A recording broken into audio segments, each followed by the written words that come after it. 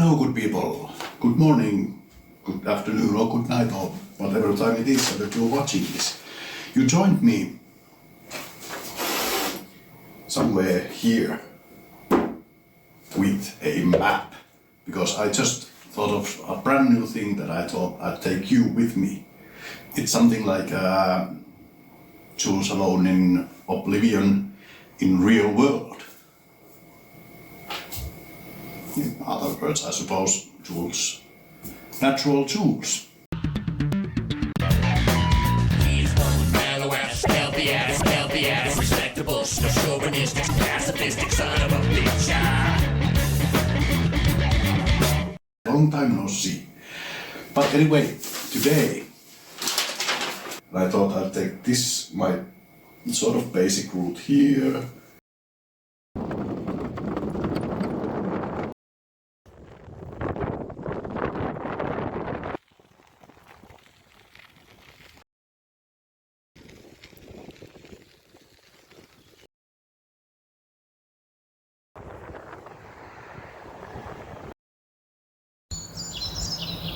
All the way up here. It's 27 kilometers, and I'm going to go with my trusty, well, brand new electric assisted Tunturi bicycle to the Kintulampi sort of nature area. There are maps, some guides, and whatchamacallit. I'm gonna take a little stroll around here, I suppose, around the whole area. Let's see what's what. When I say brand new, I of course meant I bought it last November. I've done that over 1,000 kilometers on it currently, and it's magnificent. Perhaps I shall make an episode in the future where I sort of explain myself a bit why I bought electric assisted bicycle rather than just ordinary human assisted bicycle. There are a few, well, let's leave it to the other episode. Let's just enjoy this. There were already beautiful, beautiful sceneries along the way there. Now I'm here, it's pretty silent. There's bigger roads nearby, but not that close. I would hear it in here. Very good. Looking forward to this.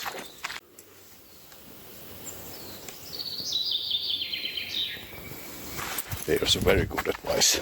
If you hike in these sort of nature preserve areas with a dog companion, keep it always on a leash. Always.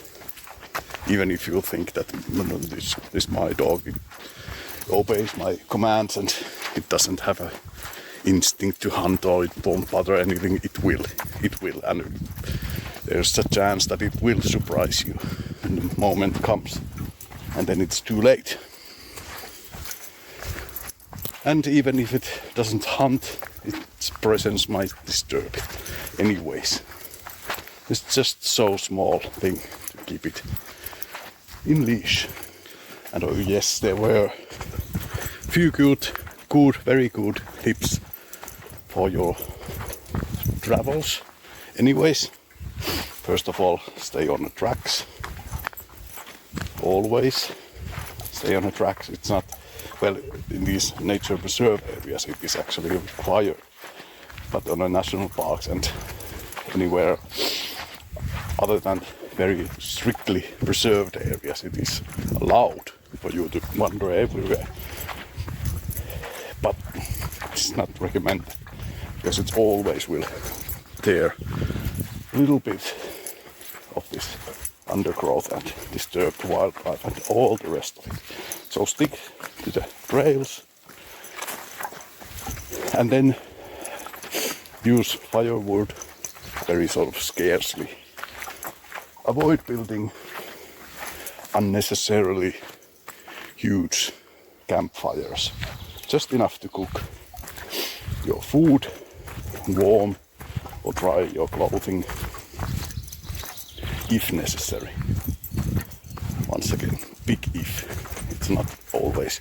I mean, it is nice to have a roaring fire and warmth and all the rest of it, but if it's just nice, then it's not needed.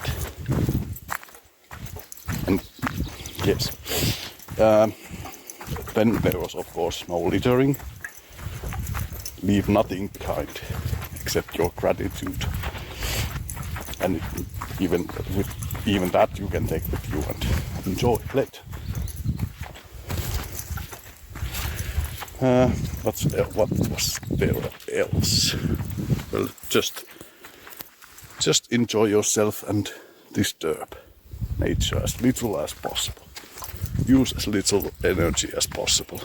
And that actually is one of the reasons why I have bought that bicycle. I'm turning to the subject, it seems.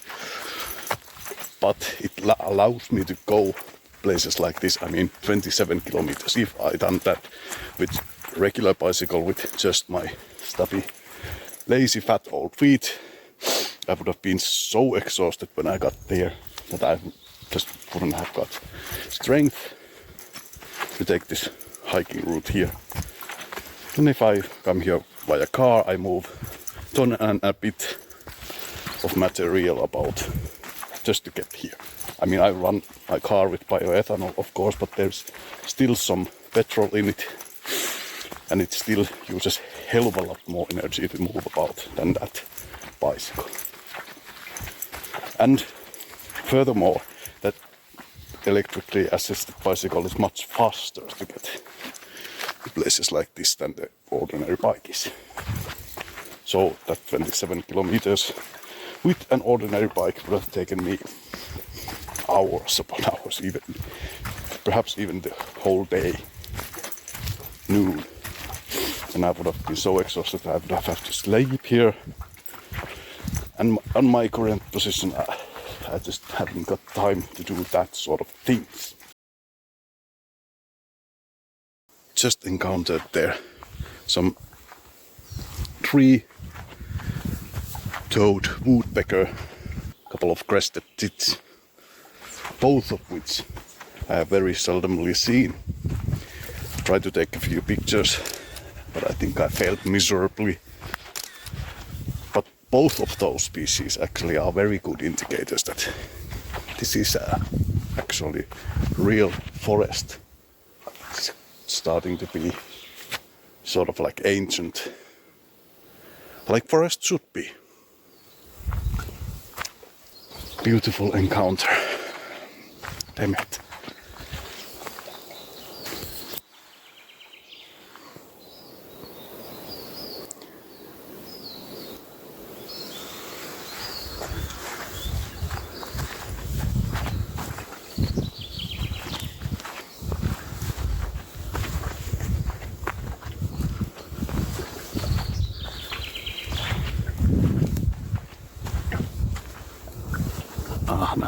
Now you can see the reason why there was a 3-toed woodpecker here. So dead leaf trees all over the place. There's a tiny stump there, and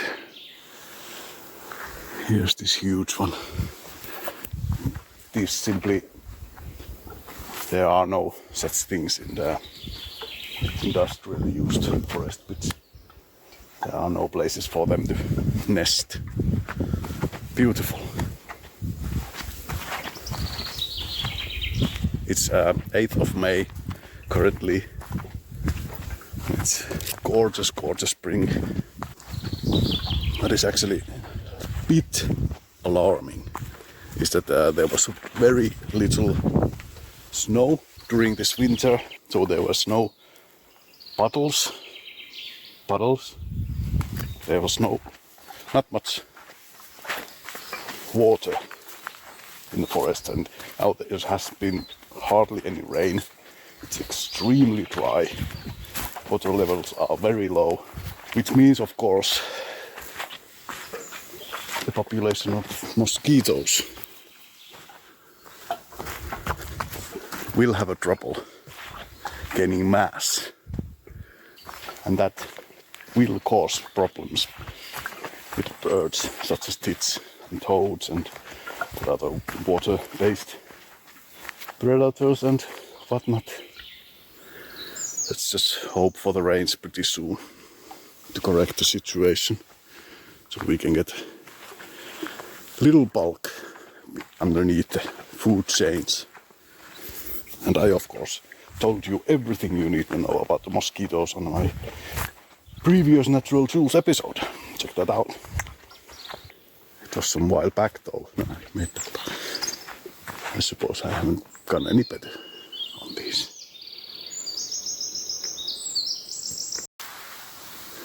In here as well there are plenty of dead spruces. Has been quite a lot of brouhaha on the spruce park beetle. It's, I suppose, yes, you can see the holes there. Of course in here as well. Now it is native species in the boreal forest, so I don't see the point of shouting about. Because those spruce bark beetles are sort of like a primary species. They actually can kill a living spruce. And by doing so, they once again create habitat for many other species which cannot kill spruce on their own. Insects, beetles, other beetles, mushrooms, fungi, mold, and then the nesting birds. And then on the forest floor, when the spruce dies, it lets huge amounts of sunlight down there in the forest floor, and all other types of plants benefit from it. So important, yet misunderstood friend. Now, of course, the brouhaha is mostly done by people who own the forest, who want to gain money from it, which is sort of the stupidest thing. Well, let's not get... Actually, I might now make a promise to you that I will only focus on the positives in here. I said what I have to say. Spruce bark beetle is a native species in the boreal forest. Period. No need to get upset if it kills some spruces. Period. Thank you. Now there were of course some annoyances when I get here. For example, very close by the border of the, well actually straight in the border of the natural preserve area, there was some clear cut, but it was very nicely done. It was very small area and there were amount of trees left in a straight bank in the middle, but still it was very far from the bigger roads and just close, just next to this nature preserve area. Why would you wanna cut down trees from that sort of place? But now, yes, forget about that. And then another annoyance was there was a information that they have cutting down trees in this area nearby the trails and structures and parking spaces to prevent hazard for people. And it should be a nature preserve, not people preserve. Why would you wanna have structures in this place anyways? It's just utterly pointless. But now that I have got that off my chest, let's keep on focusing on the positives. This is positive Jules in the wild. Nature. Positive nature Jules. Perhaps I shall live longer like that. Look at this now.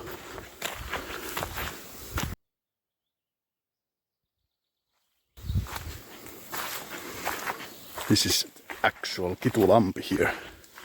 There's a lean-to somewhere there. There you can see it actually.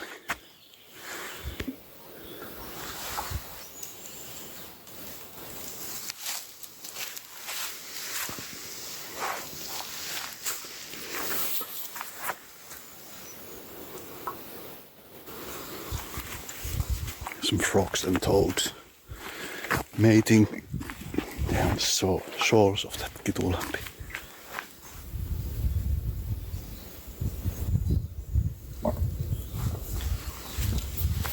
Gorgeous.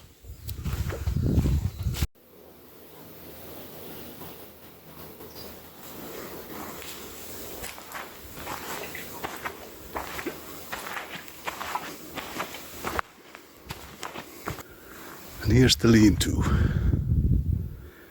And this is very nice touch. Now that there is a forest fire warnings, there's huge signs everywhere. No, absolutely no building a fire. That's brilliant. That's very good. Should be very eminent and clear to everyone that no fire. And you actually check, constantly, always check the warnings before you go on a hike, whether if you can build a fire or even use a tiny kindling sort of stoves, because if there is a forest fire like there is now, this is very, very dry. Everywhere is very dry.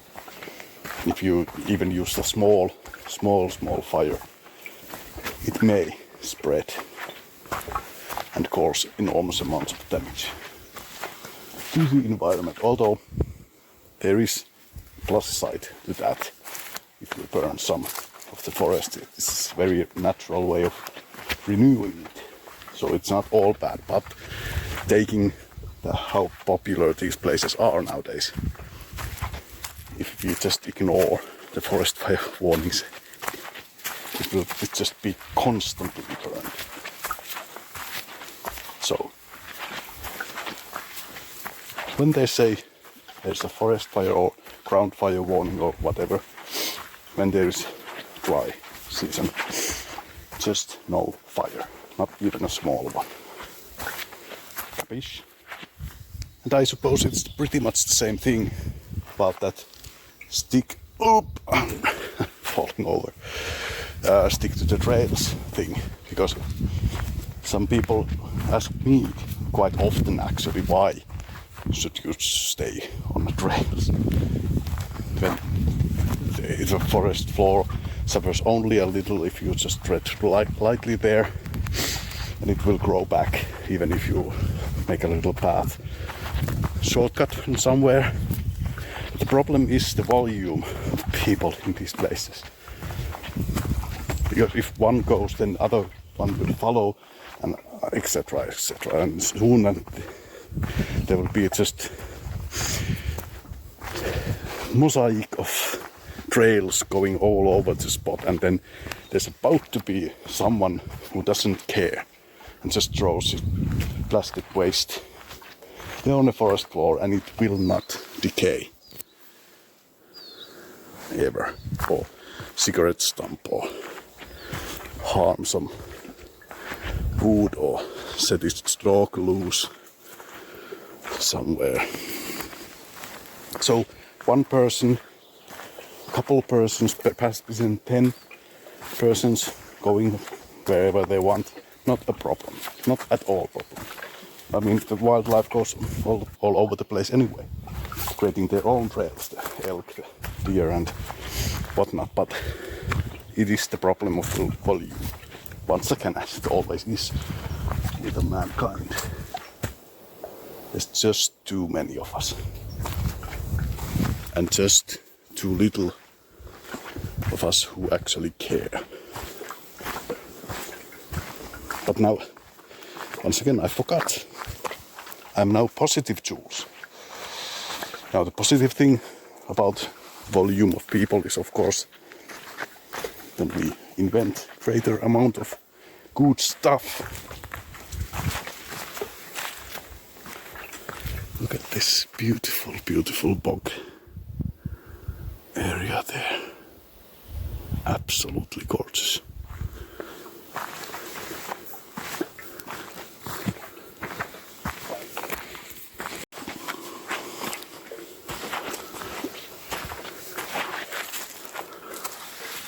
Oh my goodness, look at the spark on this thing. Birch tree, all kinds of lichens there. Just brilliantly beautiful. Still alive and well. And the matter of that, dressing up the place, plastics and whatnot, brings me to another subject which has been troubling me quite some time now actually. I don't know if I'm going soft or something because I'm getting on a bit. But it is the hiking and sort of backpacking etiquette that there is here in Finland. And I've been utter bastard on that front. I've been so selfish and, well, tired and annoyed. I've been grumpy. I've been rude. I've been selfish. I've been sleeping on the benches on the fireplace. I've been standing my ground on the lean-tos, even though the etiquette says here, in Finland at least, that the person who gets there the last should have the right to claim the lean-to and spend the night in there, because if you go there first, early on in the day, you have got plenty of time and energy to erect your tent or your other means of sleeping. And that I am very sorry, and I'm embarrassed. But now I've got my own sort of travel lean-to as well. Perhaps in this summer I shall present it to you. So there's no point of me anyway going to anywhere and staying in the proper lean-tos and complain that there are other people in them, because I can just go and erect this travel lean-to on the camping sites on these brilliant places, because once again you should not erect your tent other than in a dire emergency in outside of those areas which are designated for camping. So anyway, that's my official apology for being an utter bastard. I shall try to make amends of it. Sorry. There's some signs of man left. They're slowly starting to fill that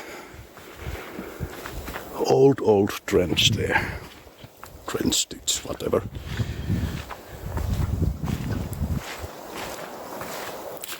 Look at these lichens. I actually have been planning of making episode about lichens for years now, but I seem to have got into it. Anyway, that sort of like bit of a science content of introducing the different plants and animals into the wild has been some sort of an hiatus. I don't know even why, because it's, well, none of my formats are very popular, but it would be nice to sort of learn whilst you study some subject, whilst you make a script and check the facts. You learn, and then you translate it to English, and it sticks better into your mind because you process the information many times over. It would be brilliant, but for some reason I just forgotten about it. Perhaps I should start it again. Comment down below if you want to see that sort of content on these Natural Jules things. Another, I suppose, man-made old ditch, because it's so straight. But it is growing. Slowly but steadily. That's the thing I love most about these ancient bits of forests. It's just so slow. Well, it's an illusion that it is stable, because it isn't. There's a constant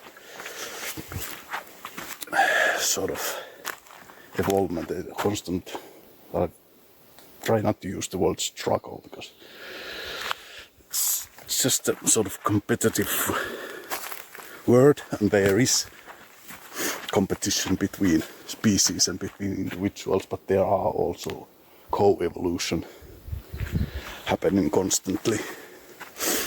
Trees communicating with each other through the mushrooms and creating this sort of an illusion of a stability. And it is, to our time perspective, it is pretty permanent, pretty constant. But the time scale of a tree, it is not. It's just constantly shifting and changing and living and breathing. That's the thing about trees. Magnificent as they are also very, very slow and beautiful. Surprisingly small trails. It is very good for me. I like that sort of thing. It indicates that this is not very popular route or track. What should I call it? And it is good. And this is sort of a nature preserve area. Less people interact with it, the better. But there are these tracks, so you can come here and breathe this forest air in. And that's another thing. And I said that this is very slow place. It's slow habitats and well, there are fast ones as well, of course. Those beetles and all insects live very short and impulsive lives. But we don't have to as humans, so I really don't urge anyone to try that trail running thing which has been sort of popular. Because why would you want to run here? And everything is sort of stable around you. Well, there are quite many of us. Like I said, it's always a problem of volume. Some want to run or exercise anyway. Other means that's the sort of a third thing. That's why I bought the electrically assisted bicycle. I don't want to exercise. I don't use bicycle to get fit shape or get sweaty or anything like that. I just want to go to places. And that's what it annoys me, that there is legislation in Finland that it cannot be driven without paddling. There's no chance of using just the electricity. And it cannot move faster, it cannot assist faster than 25 kilometers per hour. And fourth reason, I use it every week at least once to go to the work and back, which is 29 kilometers in one direction, so it's nearly 60 kilometers altogether. And when you've done 10 to 12 hours work a day and you start your journey back home, it's very nice to have some assistance, especially when it's windy and a headwind of that. So it reduces my need of traveling these sort of close distances, below 30 kilometers or so distances with the car. So there you go. It's a nice thing to have. But that's enough of that. But it is more environmentally friendly than any car would ever be. Little less environmentally friendly, so then the normal bike would be, but enough of that. Focus on this.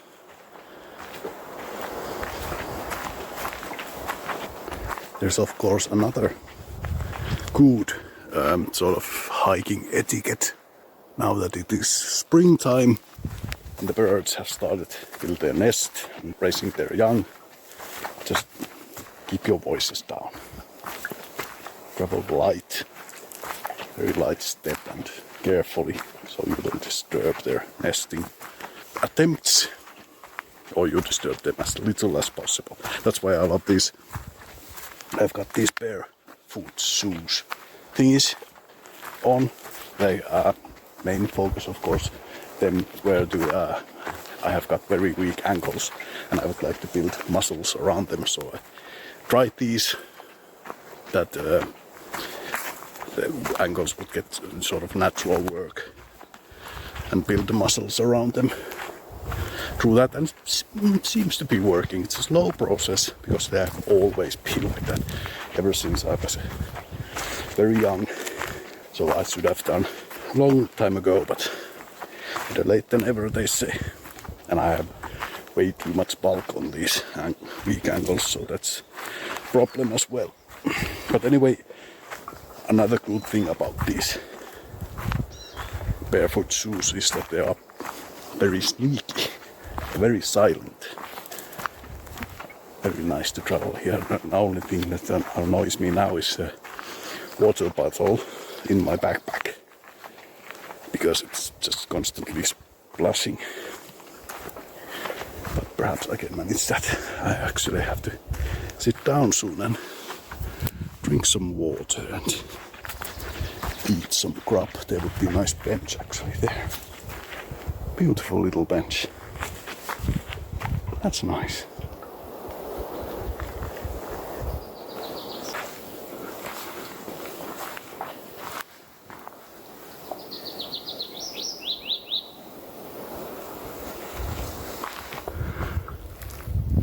There's a power line. I missed that earlier.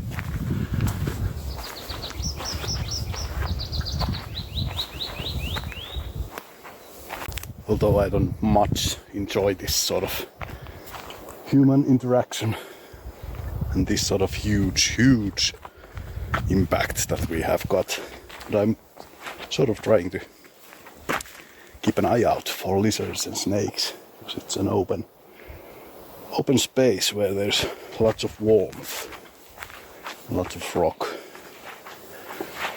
So this is positive Jules.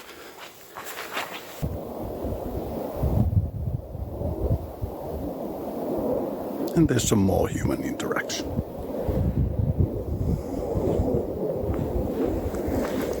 Thanks, Mr. Putin, for leaving us no choice but to join the NATO. Okay, enough of politics. Positive Jules, positive. There's no scaly friends in there, but let's keep on going back into the woods. Beautiful place. Actually, talking about the scaly friends, I am adamant that my spirit animal is a common lizard. Some people may misleadingly tell you that it's bear, but it is not. It is a common lizard. I mean, the spirit animal is yours. It's yours. You can choose it, whatever you want it to be. So mine is common lizard. They are just so absolutely adorably cute things, especially the small ones, the babies. It's the too shame that they are such an vulnerable species. Every single thing, pretty much the same size as them, eats them.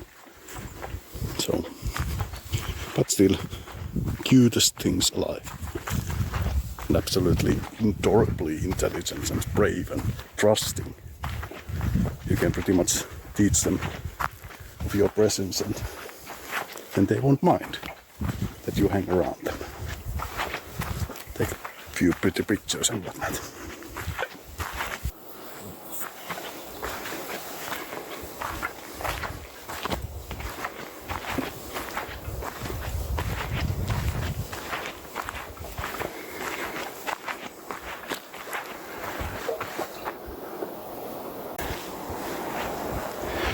Here on that lock, I think it's really nice place to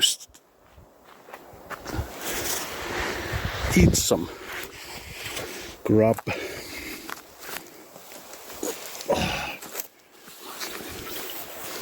Just a perfect bench.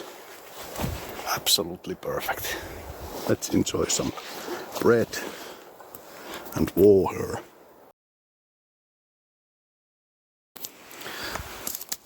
That's that. Thank you. Keep on going. I shall turn pretty soon. There's a path that's turning back, so it's not going all the way around this magnificent area, simply because of the time. I need to head back to Tampere town with a bike, which takes once again 1.5 hours, I think. Now there's a wind is behind me, so I think I can pick up some speed whilst I go back. And I tend to travel straight route anyways, back to home, which I didn't do when I came here to my normal route around Lake Nasi.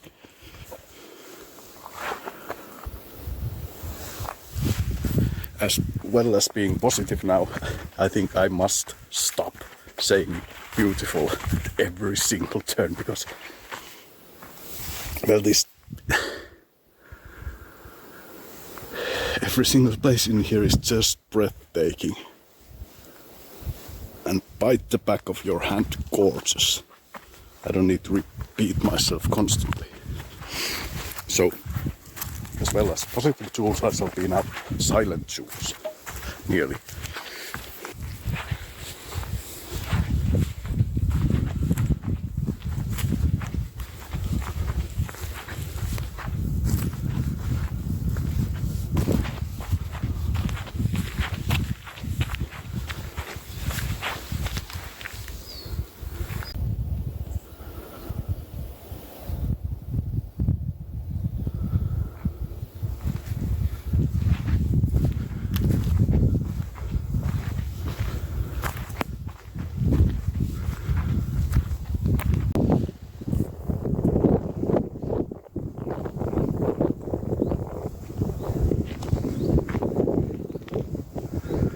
It's a gorgeous place to spend a night.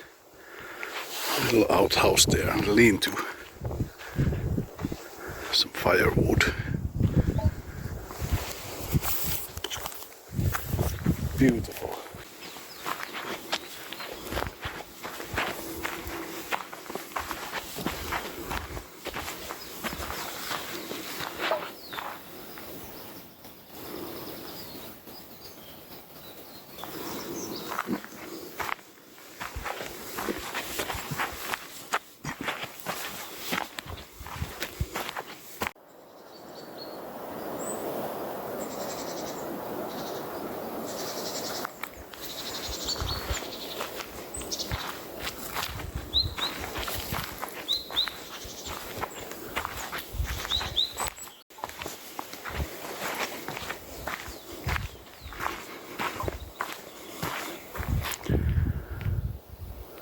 Look at that tiny spruce.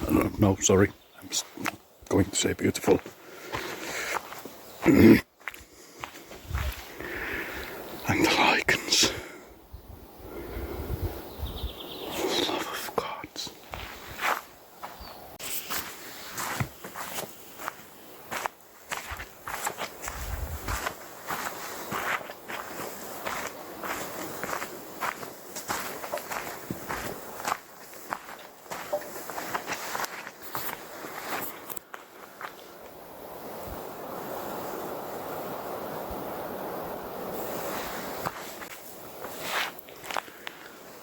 Oh, there's a pine. And gorgeous. Christ's sakes. Cannot help myself. it's just overwhelmingly gorgeous. Although the forest around that pine seemed to be much, much younger, so that's some old sea tree that has been left there when they tear everything else down. But anyway, now it's gorgeous. And the rest of the forest will get there in a couple hundred years' time. That's the thing also about real forest and renewing the forests. Because the forest isn't just single generation of trees. It is an ongoing thing. It requires very, very old, huge, massive dead tree trunks on the forest wall and standing upright for the woodpeckers and other birds to nest in. And it requires smaller trees which are growing alongside with them. So it's sort of, it takes more than just a single individual tree's lifespan to create a fully operational ecosystem of a natural forest. It's very, very time-consuming job. We shouldn't have thought of that before we started to cut down trees willy-nilly. But we did. Well, I bet you any money there were people back then which said that we shouldn't do it like this. We should do it with much more care. But then there were so much of these sort of places. It seemed impossible that we would actually damage the environment as we have done now. As much as there is really reasonable, well, not reasonable, but easy to understand the people who deny the climate change, global warming and whatnot. Because it's just, the atmosphere is so large and so constantly shifting, sort of, that one generation of human beings, very hard to sort of see the actual damage that we have done. But now I think once again this winter and this spring has been pretty clear indication of what sort of changes can be expected, and all of the sort of extremes on weather everywhere around the globe has become much more severe. So I think there will be not much longer those idiots who say that we should all drive huge cars and there's nothing wrong with using fossil fuels. That whole road has come to an sort of a dead end, or at least it will very soon, I think. Just simply stop. But anyway, once again, enough of politics and enough of whining. This is positive Jules now. Enjoying the rest of the trip. Should be a couple of kilometers back to my glorious bicycle. Whoopsie daisy. What do we have here? Some plastics. Let's do a good deed and collect it. So in that way we have collected some trash from the place. Rather than leave it, it's all just, once again, positives. Positives.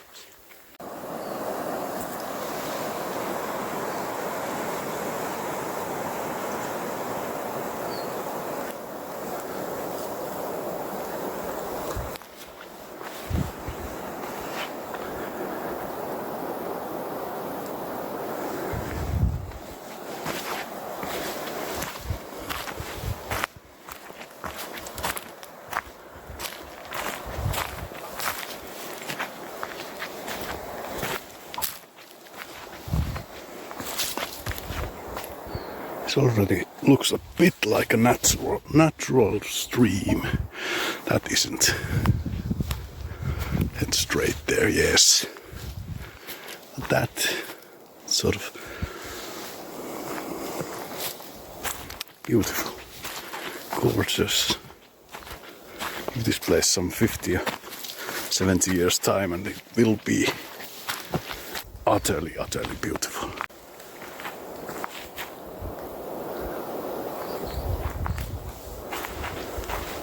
Although I told you on early stages of this trip that it's good that those beetles kill out spruce,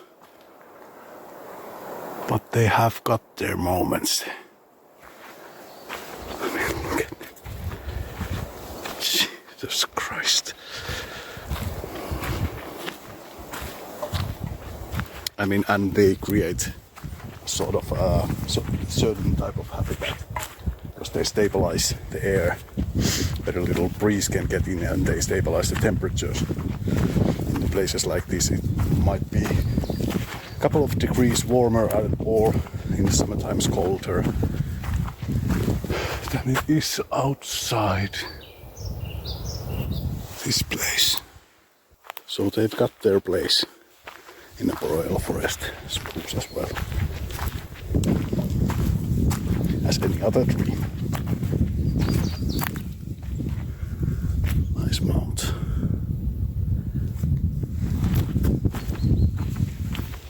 But that being said, so do the spruce bark beetle.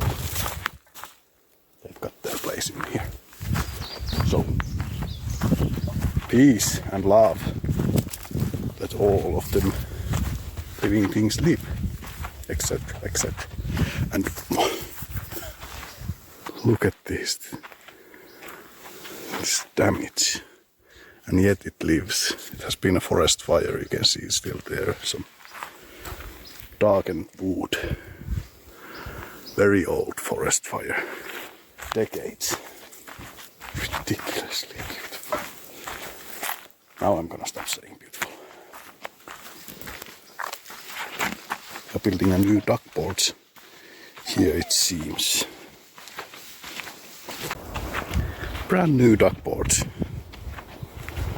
I was gonna say to you when I saw that I'm going to head to the lower lands, more wet ground, that these duckboards are actually a very nice place to spot scaly friends once again, but this is not an open swamp, which reduces their, I think, their numbers.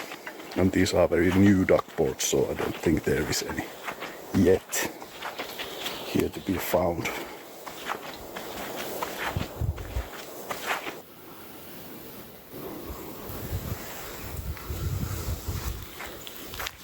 Just absolutely love the color of the moss there on darkened spruce darkened forest bits.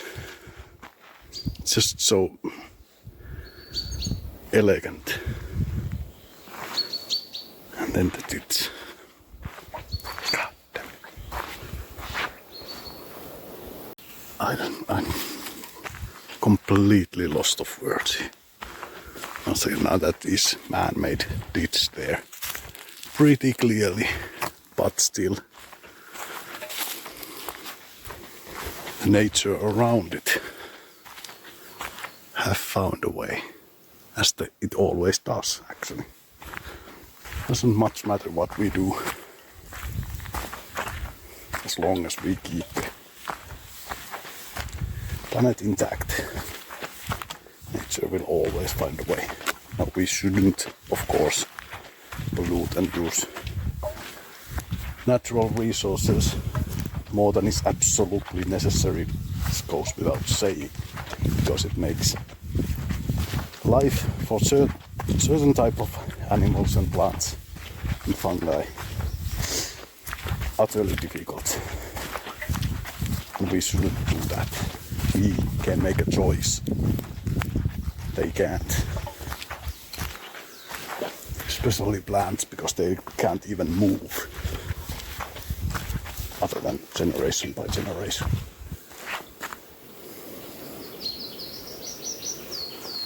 Well, I said that all of that billion times before.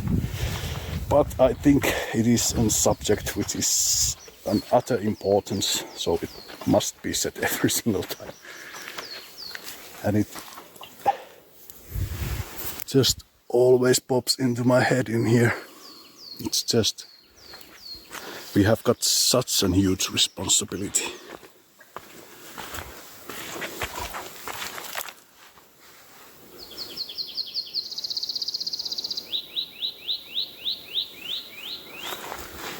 And we have got the know-how. We know how to do good things.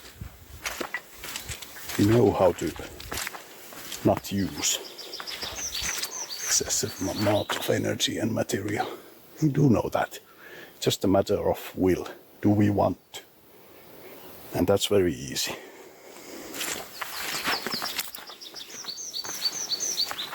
Just find a joy in smaller bits of life. Because, for example, I yearned once again this spring. This has been so sunny and warm and ideal for motorcycle this spring. And I've been fighting the urge to buy. And perhaps this format, now when I sort of rebirth it, it's one of those distractions from that front. Because when I have got the money to buy a bit more modern motorcycle with a fuel injection which can be turned to use by your ethanol, I perhaps will. But they are still so expensive. But then when I got that opportunity, I cannot resist anymore. Because then, although it still uses a lot of energy, but it's at least 75 or 80% of it, I don't remember correctly. But anyway, huge portion of it is renewable sources. And only a tiny bit is from fossil fuels.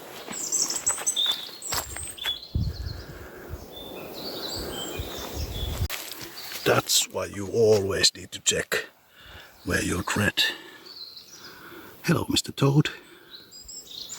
It's right on a trail, and look at it, how well it camouflaged. Just a bit like a turd of some larger animal. I move it there. Side of the road, there's a lake there. It can go there and reproduce. Live long and prosper, my friend. I mean, I just love the way the frogs and toads, especially frogs, are a bit more slimy than toads. How they feel when you lift them. It's just, they're cold, but yet so soft, so delicate. And yet they have got all the organs that we've got. All the body functions that we've got.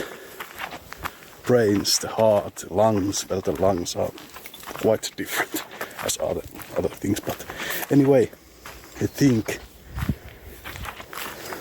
they live beautiful. Another thing that I just absolutely adore to touch, to be touched by, actually, in that case, is the feet of the bird.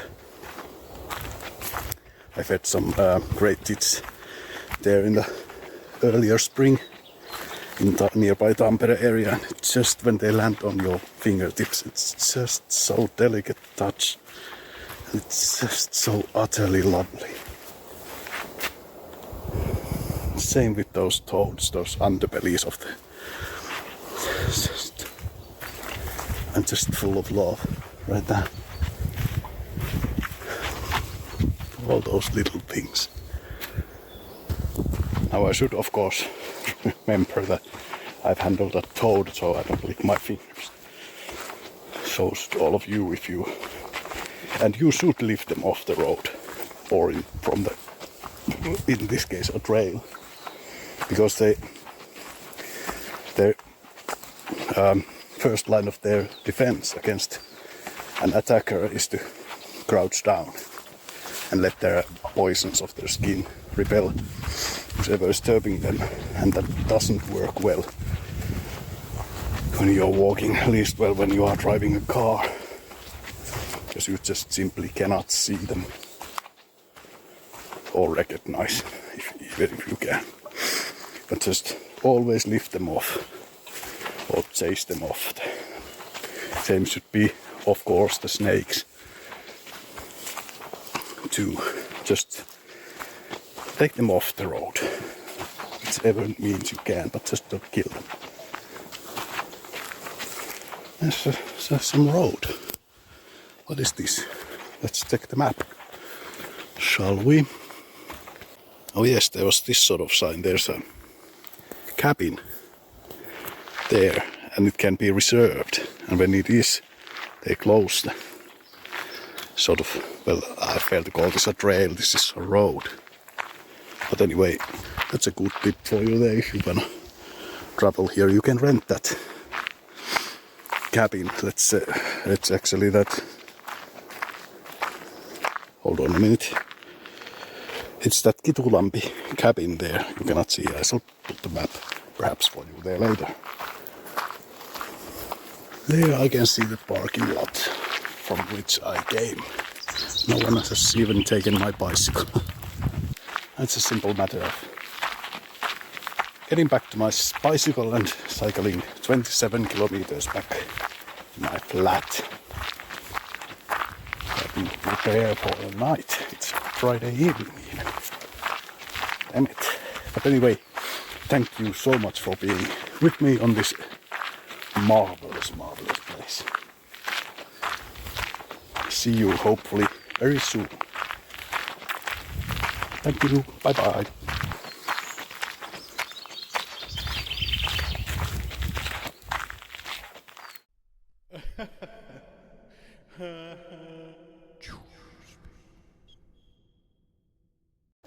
Yes, I forgot to mention about the worst thing of these electrically assisted bicycles. It's of course the range. Now this computer says when it's fully loaded, it says 170, it said this morning when I started this trip. The actual range is much closer to 70 kilometers. So it's just not enough, because with these you don't get that tired. You could easily do 100 kilometers per day, easily. But it's just not going to happen. And the charging up is very slow. If there were to have that sort of car jack where you could just go to a service station and charge it up there rapidly, then it would be fine, because you take a little break, then the range is done, and charge the battery is up within an hour or so. Then it would be okay, but there isn't that possibility. The charging is too long and the range is too short for any sort of longer trips, which I would like to take on this. But I'm planning on buying another battery, larger one, which would extend the range to that 170 kilometers. But let's see about that.